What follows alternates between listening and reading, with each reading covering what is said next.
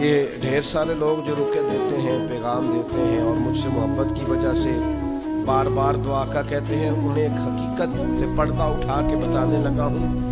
یہ کائنات کی بہت بڑی حقیقت ہے کہ جس کو مشکل آئی ہے نا، اس کے لیے اللہ آسانی بھی فرمائے۔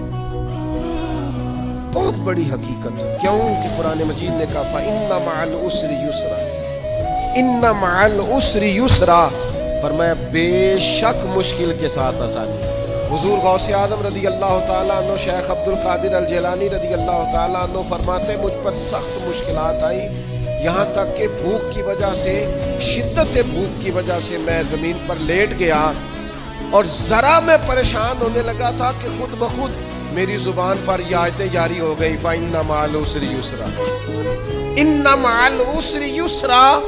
فرمایا میں آیتیں پڑھ رہا تھا، اٹھ کے بیٹھا، چلنے لگا، کام میں لگ گیا، چند ہی دنوں میں اللہ نے ساری مشکلات کو آسان فرما دی۔ یہ حقیقت ہے، اس حقیقت کو کبھی جھٹلانا۔ اس لیے یہ جو لوگ اکثر کہتے ہیں نا کہ جناب اسلام پر بڑی مشکلات ہیں اور حالات بڑے سخت ہیں اور فلانا کیا کر رہا ہے اور فلانا کیا کر رہا ہے، تو میں کہا کرتا ہوں کہ جتنا زیادہ گما ہوتا ہے نا، طوفان اتنا تیز آیا نا، گھٹن جتنی زیادہ ہو ہوا پھر اتنی۔ مسلمانوں نہ گھبراؤ، خدا کی شان باقی ہے، ابھی اسلام زندہ ہے، ابھی قرآن باقی ہے۔ یہ کافر کیا سمجھتے ہیں جو ہم سے روز الجھتے ہیں، ابھی تو کربلا کا آخری میدان باقی ہے۔